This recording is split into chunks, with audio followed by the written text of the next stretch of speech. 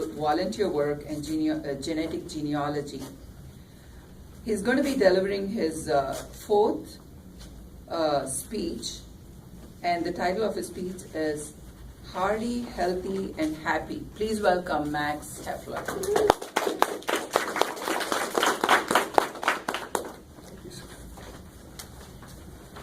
Thank you, Sudha. Yes. First, I'd like to thank you all for throwing this nice birthday party for me. It was so nice of you. Luckily, I decided not to wear my birthday suit. And in fact, one of my daughter's birthday was Monday, my wife's is tomorrow, and another daughter's is this Saturday. So we have four of them in 6 days.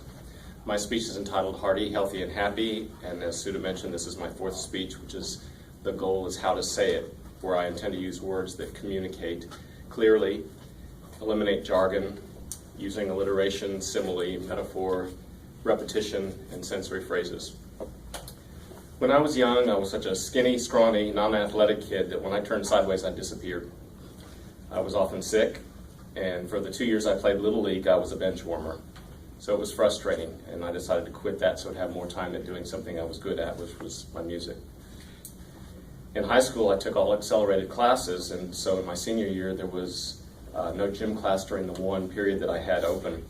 So instead, I was a teacher's assistant, I popped popcorn, I was a gate guard watching the gate of the school. Then when I got to Rice, there was only a requirement for gym in the first year, so that's all I took. I did go with my roommate to a karate club meeting once, but that was about it.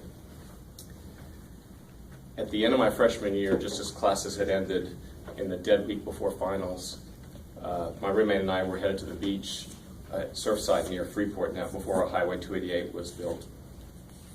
And I got into a bone-jarring, teeth-gnashing, wheels-spinning crash that totaled the station wagon I was driving, compressing it like it was an accordion. This was before airbags and life flight, so I'm sure I was rushed by ambulance with sirens blaring and lights flashing from Fresno, Texas to Herman Hospital in the Med Center. They told my parents that it was unlikely I was going to make it. Obviously, they weren't entirely correct. I did have a bruise on my brain, and I was in the hospital for a week, and then out for a week, and then I got a virus and had to go back in a week. And I was pretty upset because I had second row center seats to Genesis concert, which was one of my favorite bands at the time. And recovery did make taking finals after recovery a bit more challenging. In my senior year, I began taking yoga classes and started to run, so I began to get a bit healthier. And after grad school, I got married. My back went out, and I stopped exercising. I went to the chiropractor and found out that I had scoliosis, which most everybody has to some extent or other. I was no longer walking the campus or doing other exercise. I had a desk job. I was now eating a lot more home-cooked meals, and so I started to gain weight. So I was about 20 pounds heavier than I am now, but very little muscle, because fat is less dense than muscle. It was pretty unsightly, and when my ex-wife was expecting, everybody asked me when I was due. So in 1985, I went to a family function and ran into one of my cousins, and he had a gym on one of the properties. It was obvious that I was in need, so he offered me a free month of membership at one of the gyms on one of the properties. So I took advantage of that. But then, since we were living paycheck to paycheck, scrimping and saving, I couldn't justify paying for it after the month ran out. But 6 months later, my ex-wife did join a gym, and about 6 months after that, I figured if she could do it, I could do it. So then I went ahead and joined another gym, and that was in September 1986. And at first, I started exercising every day, but that got to be a little bit much, so I settled down to a more manageable 4 days a week. And then fast forward to meeting my wife in 1998, and when I met her, she was not exercising. She joined the gym, but we had to drive separately because she didn't want to stay as long as I did. She couldn't do enough to fill her time. And around 2002, I believe, ExxonMobil began offering yoga classes once at lunch 1 day a week, so I joined, not having done yoga since grad school.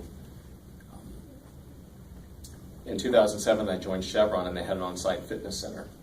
So with classes at lunch, so I took 4 lunch classes a day and then ran the 5th day. And this supplemented the 2 weekend workouts that I had, so I was working out 6 days a week, but twice on Fridays. My wife asked me if the boot camp instructor taught private lessons, and so he did, and we hired him for our daughter. Later, my wife joined, and our daughter quit. Later, in 2011, after I left Chevron, my wife quit, and I kept on with the boot camp instructor. In fact, he was there last night, had me pushing his Mustang around the block. But that reduced my schedule to 5 days a week and only twice Monday night, 2 classes on Monday nights. Recently, my wife became a 24-hour fitness trainer, showing her prowess by teaching many classes a week in her spare time from being a full-time ExxonMobil lawyer. Her personal trainer's out of town the next 2 weeks, so my wife is taking over her training classes in addition to her own. So she's teaching about 48 classes in 2 weeks. In fact, she's teaching 5-hour-long classes today. In fact, I took her class last night. She makes me look like a slacker. I had to claim spouse abuse since she substituted last night. And she's now starting to plan her retirement so she'll have more time to be able to teach the exercise classes. In some sense, I've created a monster.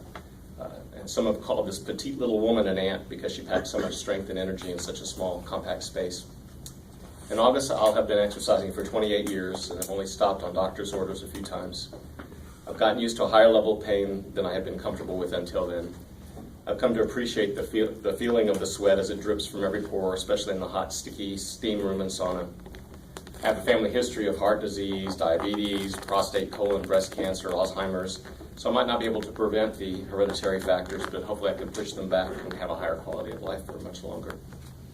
So in this speech, I've concentrated on the goal of how to say it, and particularly I've used the stories of my journey of my health by communicating clearly without jargon, by using alliteration, simile, metaphor, repetition, and sensory phrases. There's nothing like exercise to appropriately deal with stress. It does keep me hearty, healthy, and happy. Thank you.